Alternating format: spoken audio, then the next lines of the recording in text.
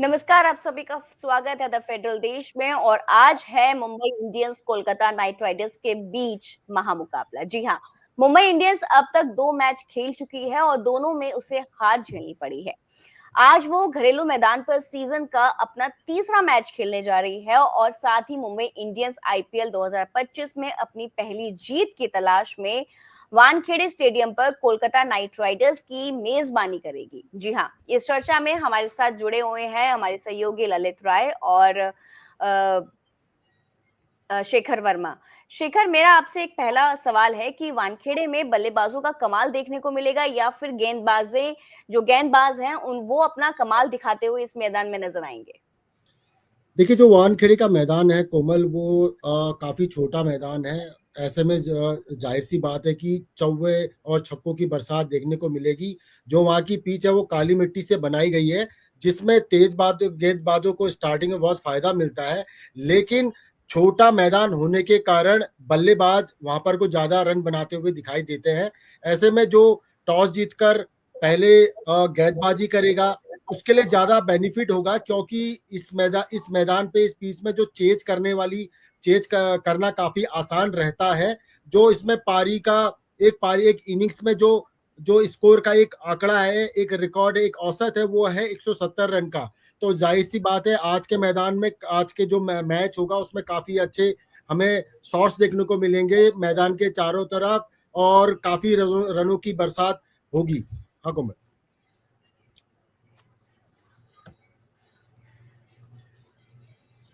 जी कोमल। शुरुआत अभी तक इस सीजन बिल्कुल भी उम्मीद के अनुसार नहीं रही है, लेकिन जिसमें उन्हें अपनी शुरुआत दोनों ही मैच में हार का सामना करना पड़ा है। लेकिन इस मैच में जब वो खेल के मैदान में उतरेंगे तो उनकी रणनीति क्या होगी? ललित। कोमल, एक बार थोड़ा सा आप सवाल एक बार दोबारा पूछिएगा।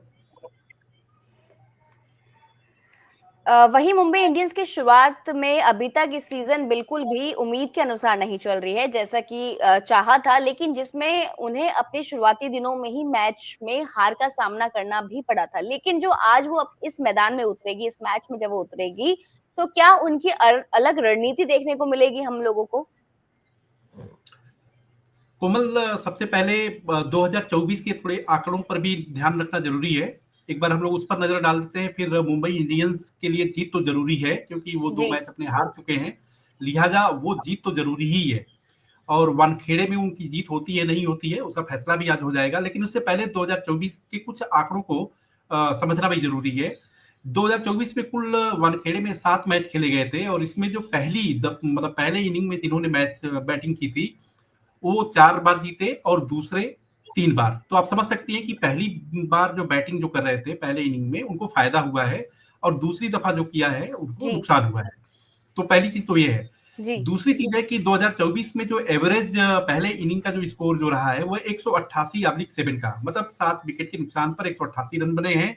और जो लोवेस्ट जो टोटल डिफेंडेड है वो 169 का, हाईएस्ट टारगेट जो चेस है वो 197 का। तो आप इन आंकड़ों से आप समझ सकते हैं कि पिच का मिजाज क्या है, मैच का मिजाज क्या हो सकता है, और जो टीम जो बैटिंग करने के लिए आएगी उसके लिए कंफर्टेबल स्कोर क्या होगा, और जो टीम चेस करने के लिए उतरेगी वो कितने कम स्कोर पर जी। डिफेंड करने के लिए मजबूर हम्म। करती है दूसरी टीम को, तो वो देखने वाली बात है। तो कुल मिला करके एक तो मुद्दा ये है। दूसरी चीज है कि यहाँ पे पेसर और स्पिनर्स पे भी थोड़ा ध्यान देने की जरूरत है कि पेसर्स को यहाँ पे थोड़ा फायदा ज्यादा मिला है और स्पिनर्स को थोड़ा उससे कम।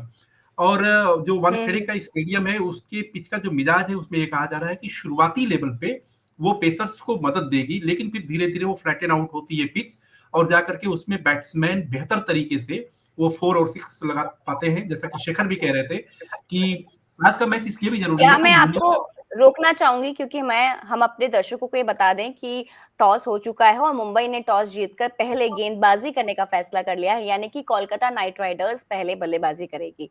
जी ललित। तो कहने का अर्थ है कि कुल मिलाकर के आप पहली यहाँ पे चूंकि होम ग्राउंड है मुंबई इंडियंस का और वानखेड़े का जो स्टेडियम है, तो निश्चित तौर पे जो क्राउड का जो सपोर्ट है वो मुंबई इंडियंस को ज्यादा मिलेगा रादर आपके केकेआर के। तो कुल मिलाकर के ये है कि एक सबसे बड़ी चीज है कि मुंबई इंडियंस के सामने चुनौती ये भी है कि रोहित शर्मा को जिस तरीके से खेल दिखाना चाहिए उनका परफॉर्मेंस नहीं हो पा रहा है।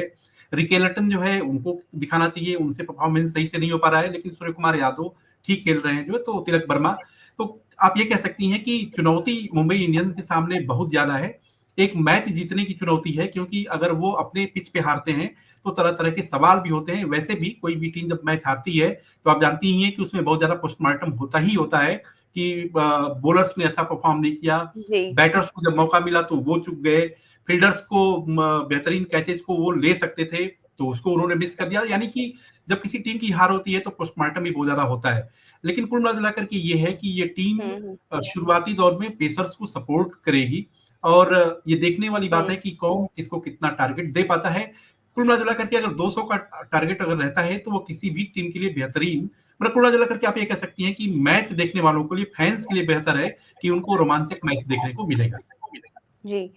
शेखर, वही कोलकाता नाइट राइडर्स की हम बात करें तो उन्हें अपने पहले मैच में तो हार का सामना करना पड़ा था, लेकिन जब दूसरा मैच जब हुआ था तो उन्हें एक शानदार तरीके से वापसी करते हुए देखा गया था, यानी कि उन्होंने जीत हासिल की थी और पॉइंट्स टेबल में भी अपना जो खाता था वो भी खोल दिया था। लेकिन सवाल ये है कि क्या अब उनकी नजरें इस सीजन में अपनी ही दूसरी जीत पर होगी?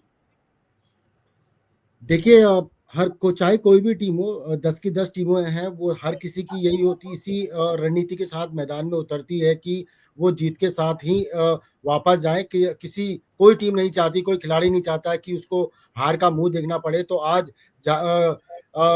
जो केकेआर है वो भी आज दोबारा से चाहेगी कि अपनी जीत की लय को बरकरार रखा जाए। पहला मैच वो आरसीबी से हार गई थी, लेकिन दूसरे मैच में उन्होंने जबरदस्त वापसी करी और आरआर को, राजस्थान रॉयल्स को हराया। और यही अब उनका जो ये एक रणनीति ये रहेगी कि जो आगे के जो मैचेस हैं, आज के मैच को मिलाकर उनकी ये रणनीति रहेगी कि वो जो जीत की लय उन्होंने पिछले मैच से थाम ली है उसको बरकरार रखा जाए।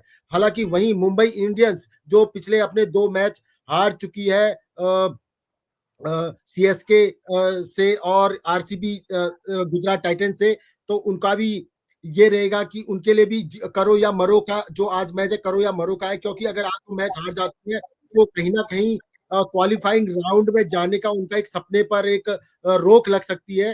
तो जी। उनके लिए तो एक बहुत बड़ी चुनौती है आज मुंबई इंडियंस के लिए, रादर देन केकेआर। वहीं पर को अगर मुंबई इंडियंस की अगर हम देखे जाए तो उनको यहाँ पर को अपने घरेलू मैदान पे बहुत बड़ा फायदा मिल सकता है, क्योंकि मुंबई इंडियंस का वानखेड़े घरेलू मैदान है और यहाँ पर उनका जीत का जो प्रतिशत है वो भी काफी बेहतरीन रहा है।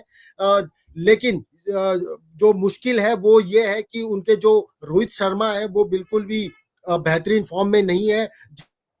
जैसा कि हार्दिक पांड्या चाहते होंगे, उनसे अपेक्षा कर रहे होंगे कि वो एक अच्छी पारी खेले, लेकिन वो नहीं खेल पा रहे। अंतिम मैच में भी, आखिरी मैच में भी वो सिर्फ मैच 8 रन ही बना पाए थे। जैसा कि उनका चैंपियंस ट्रॉफी में देखा जाए, T20 वर्ल्ड कप में उनका जो फॉर्म देखा था वो फॉर्म हमें इस आईपीएल सीजन में अभी तक नहीं दिख रहा है। तो अगर आज मुंबई इंडियंस को ये जीत हासिल करनी है तो रोहित शर्मा को अपने जो बल्ले का मुंह खोलना पड़ेगा और जो विपक्षी टीम है उसके खिलाफ चौवे छक्के लगाने पड़ेंगे, तभी जाकर मुंबई इंडियंस आगे के मैच में अपना रास्ता तय कर सकती है।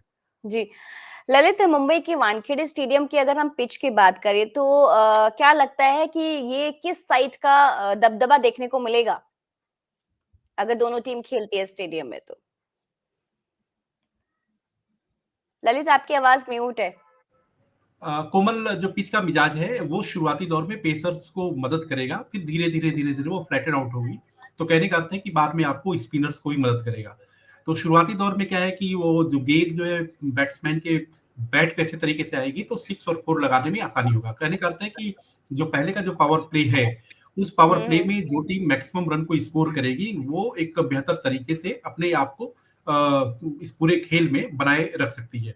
इससे भी बड़ी चीज है कि 2024 का एक आंकड़ा कोमल मतलब समझना जरूरी है कि 2024 में इसी 67 नंबर वाला मैच हुआ था मुंबई इंडियंस और लखनऊ सुपर जायंट्स के बीच में, और उसमें एलएसजी को एमआई ने पहले बैटिंग करने का मौका दिया था, और उस साल क्या है कि 214 रन का स्कोर हुआ था जी 2024 में। तो कहने का अर्थ है कि आप ये देखिए कि अल्टीमेटली ये है कि ज्यादा से ज्यादा जो 200 पार करेगा तो स्वाभाविक है कि उसके लिए मैच में बने रहने की और उसको जीतने की गुंजाइश भी बनी रहेगी।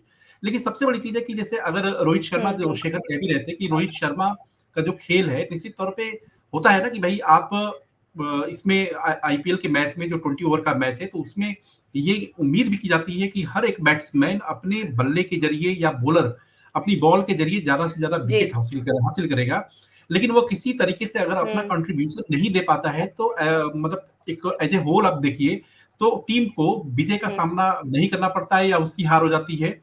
टीम वही जीतती है जिसमें सारे प्लेयर्स, और अगर सारे नहीं भी हो तो कम से कम उसका 90% जो प्लेयर है वो अच्छा खेल दिखाए।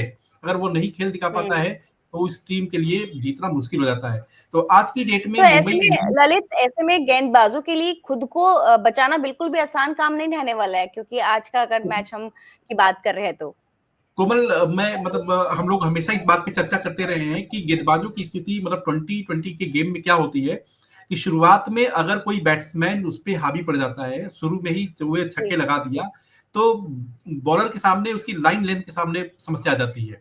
मतलब उसका आत्मविश्वास जो है डगमगा जाता है। वो कितना भी अच्छा स्पिनर हो, कितना भी अच्छा पेसर हो, और जब वो 4 और 6 लग जाते हैं तो उसका आत्मविश्वास डगमगा जाता है, क्योंकि यहाँ पे आपको डिफेंड करने के लिए कोई मतलब 20 ओवर के बाद कुछ नहीं मिलने वाला है कि उसमें ठीक है थोड़ा सा एक्सपेरिमेंट भी कर लेंगे। आपको अल्टीमेटली जो एक्सपेरिमेंट करने हैं और एकदम स्पॉट पे करना है, और वो एक्सपेरिमेंट कुछ इस तरह का हो कि अगली गेंद में आप विकेट जो है अपनी झोली में ला सकें।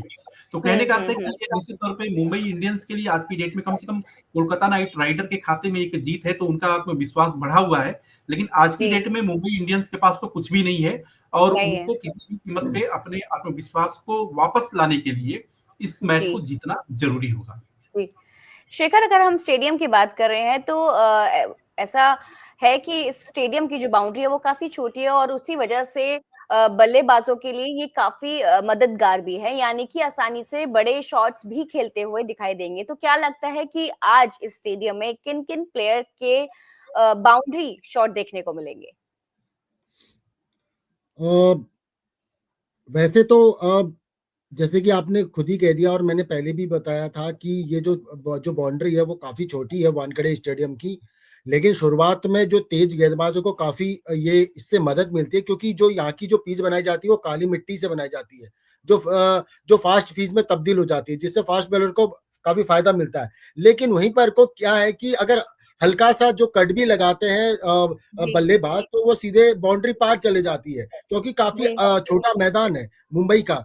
तो वहीं पर को हम रोहित शर्मा की जैसे हम बात कर रहे थे, रोहित शर्मा का हालांकि जो अभी तक का आईपीएल का जो 2025 का या जो सफर है अभी तक का उतना बेहतर नहीं रहा है, लेकिन जो इस वानखेड़े स्टेडियम में जो उनका व्यक्तिगत स्कोर है वो काफी बेहतरीन रहा है। 925 रन उन्होंने बनाए हैं, 128 का स्ट्राइक रेट उनका रहा है। वहीं टीम के दूसरे जो बल्लेबाज हैं सूर्य कुमार यादव, उनका भी 529 रन का जो व्यक्तिगत स्कोर है इस मैदान में, सिर्फ वानखेड़े स्टेडियम की बात कर रहा हूं मैं, और 149 रन का उनका भी स्ट्राइक रेट है।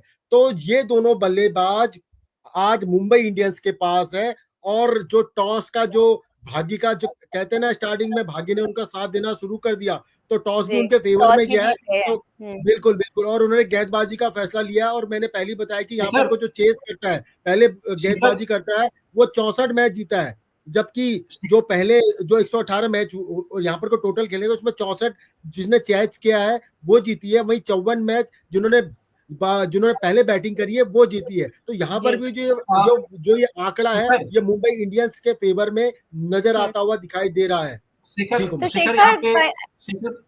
कोमल, हार्दिक पांड्या ने क्या कहा है उसको भी थोड़ा सा मतलब जानना जरूरी है कि हार्दिक पांड्या ने बोला जो है कि हम लोग पहले बॉल करने जा रहे हैं, और जो ट्रैक है, जो पिच है वो बहुत अच्छी सी नजर आ रही है, और वानखेड़े की स्थिति है कि यहाँ पे जो ओस जो होती है वो थोड़ी होती है, नहीं भी होती है, मतलब हो भी सकती है, नहीं भी हो सकती है।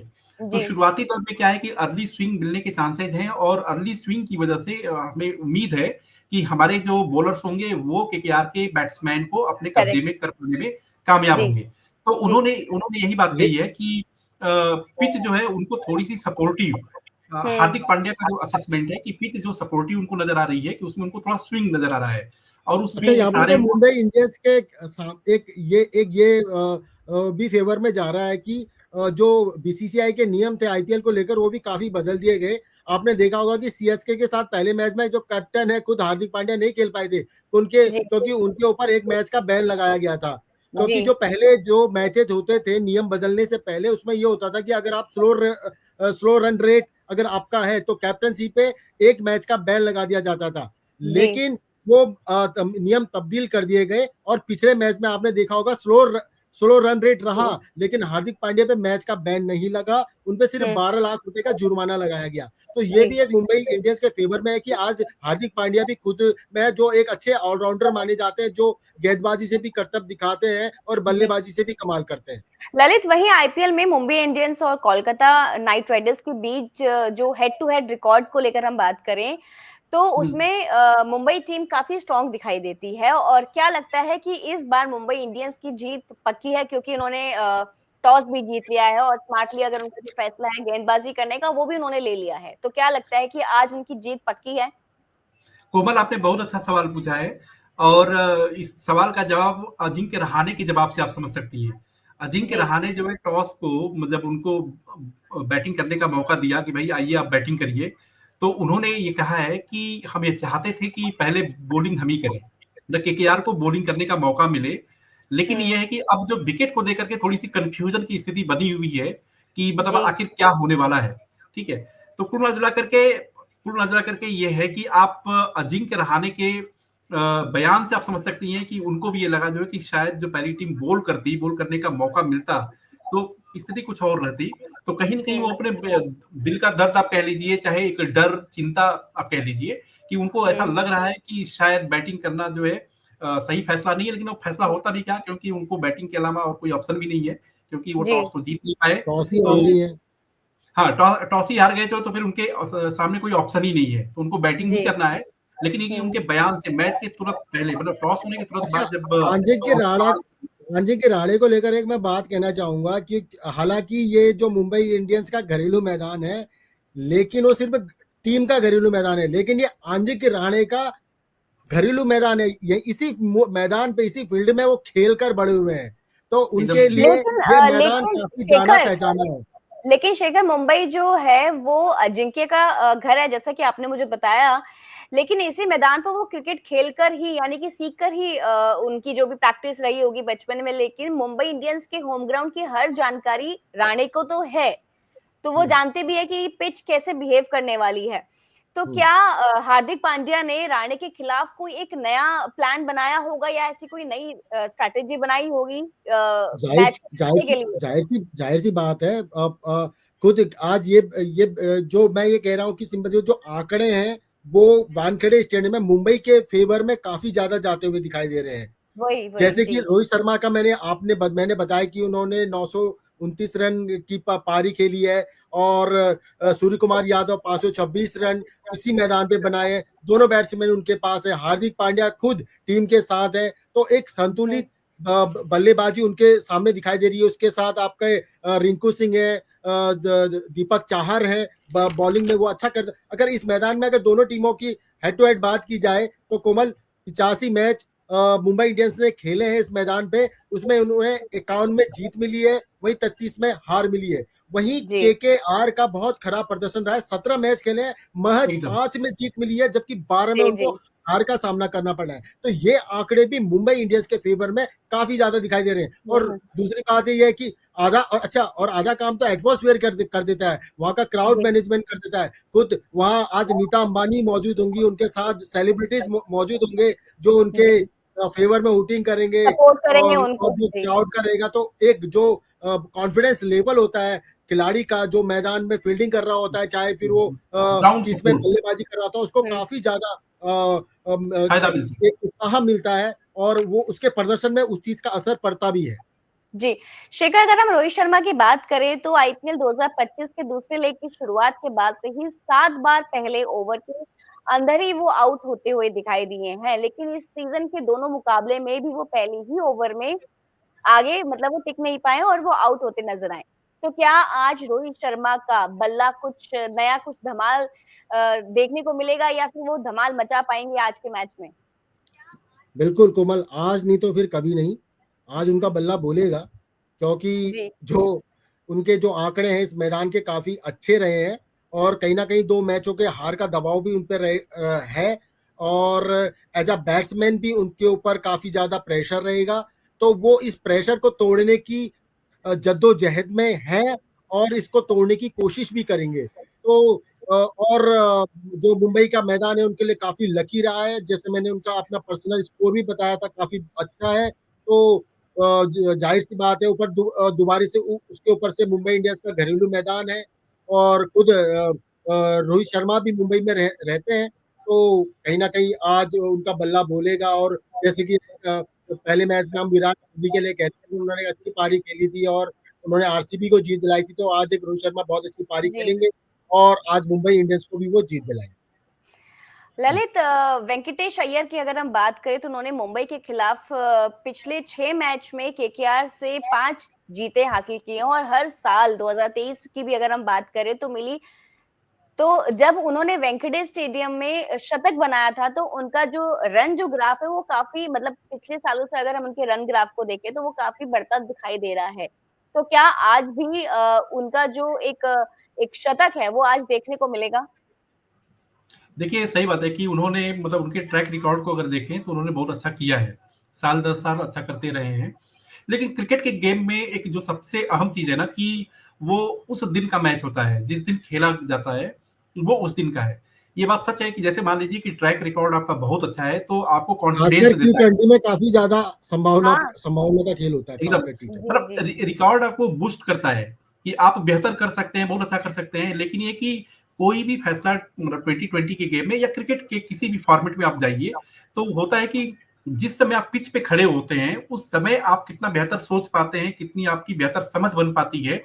क्योंकि जी, बॉल और बैट के बीच में फ्रैक्शन ऑफ सेकंड्स का टाइम होता है, जहां पे बैट्समैन को फैसला करना होता है और बॉलर को बिल्कुल। इस बात का फैसला करना होता है कि वह किस तरीके से, किस लाइन और लेंथ पर गेंद को फेंके कि ज्यादा से ज्यादा वो विकेट हासिल कर सके। तो जी, अल्टीमेटली वेंकटेश अय्यर, लेकिन एक ही वेंकटेश अय्यर की जो बात आपने किया, वो अगर उनके रिकॉर्ड को देखें तो हम उम्मीद कर सकते हैं कि उनके बल्ले से बेहतर एक मतलब उनसे प्रदर्शन बेहतर देखने को मिलेगा। लेकिन जी, कुल मिलाकर के ये है कि वो गेम की बात है, वो आज की बात है कि आज किस तरीके से वो परफॉर्म करते हैं, वो जी। महत्वपूर्ण है। ललित, तो फिर कुछ ही आई थिंक मिनट्स बचे हैं मैच को शुरू होने के लिए, तो आज किस टीम को आप सपोर्ट करने वाले हैं? देखिए, अगर आंकड़ों की बात करिए जो है, तो उसमें तो मुंबई इंडियंस केकेआर पे भारी है। लेकिन ये भी हुँ। बात जो है कि पिछले 2 मैच जो है मुंबई इंडियंस को मतलब जीत नसीब नहीं हुई है, हार का हुँ। सामना करना पड़ा है, तो आप समझ सकती हैं कि उसकी वजह से आत्मविश्वास जो है डिगा होगा। लेकिन ये है कि उनका चूँकि अपना होम ग्राउंड है, उनके जो फ्रेंचाइज़ी ओनर्स हैं वो भी होंगे, उनके अपने प्रशंसक होंगे, तो निश्चित तौर पे क्या है कि एक बूस्ट उनको मिलेगा। लेकिन अल्टीमेटली ये है कि उनके बैट्समैन बॉलर मतलब मुंबई इंडियंस के बॉलर जी, शुरुआत दौर में केकेआर को किस तरीके से बाँध कर रखते हैं। और जैसा कि हम जी, लोगों ने डेटा की भी बात की है कि लोवेस्ट जो डिफेंडेड है वो 167 168 के आसपास का है। तो जी, इसका मतलब जी, है कि अगर 167 168 के आसपास का एक स्कोर आता है, तो निश्चित तौर पे मुंबई इंडियंस के जीतने के चांसेस जो है वो बन सकते हैं। मतलब अगर केकेआर को 160 के आसपास वो समेट लेते हैं, तो मुंबई इंडियंस मैच को अपने पाले में कर सकती है। तो एक मौका तो है कि जो मुंबई इंडियंस अपने मैच को जीत जी। सके। शेखर, तो फिर आप कौन-सी टीम को सपोर्ट करने वाले हैं आज? अ, कोमल, जैसे कि मुंबई इंडियंस के लिए करो या मरो की स्थिति है, क्योंकि अपने वो दोनों ही मैच पिछले हार चुकी है। वही केकेआर की भी ज्यादा बेहतर स्थिति नहीं है। हालांकि वो पहला जो पिछला मैच है वो जीती है, लेकिन उससे पहला मैच वो हार चुकी है। तो उनके लिए भी एक वन वन और 1-0 की जो उनका अंक तालिका में वो 1-0 का उनका स्कोर है। तो जी, दोनों के ये बेहतरीन एक आगे बढ़ने का एक मौका है। अगर घरेलू मैदान की बात करें तो मुंबई इंडियंस के फेवर में जा रही है, आंकड़ों की बात करें तो केके इस सीजन जी, की तो केकेआर के फेवर में जा रही है। तो आज जो अच्छा खेलेगा, जो आज अच्छी बल्लेबाजी करेगा, जो आज अच्छी गेंदबाजी करेगा, जो आज अच्छी फील्डिंग करेगा, जो बिल्कुल भी रन नहीं बनाने देगा, दबाव बना के रखेगा एक दूसरी टीम के, वो जीतेगा। जी, जी कुमार। जी। तो आपकी जानकारी जानकारी के लिए अब हम आपको बता दें कि आप आईपीएल के मैच को ओटीटी प्लेटफॉर्म पर ऑनलाइन दे सकते हैं। और कल हम फिर से हाजिर होंगे आपके लिए मैच से जुड़े नए अपडेट को लेकर। तब तक के लिए आप देखते रहिए द फेडरल देश और इस चैनल को लाइक करें, सब्सक्राइब करें और कमेंट करना बिल्कुल ना भूलें। Thank you Shekhar, thank you Lalit. Thank you thank you Komal. Komal, thank you.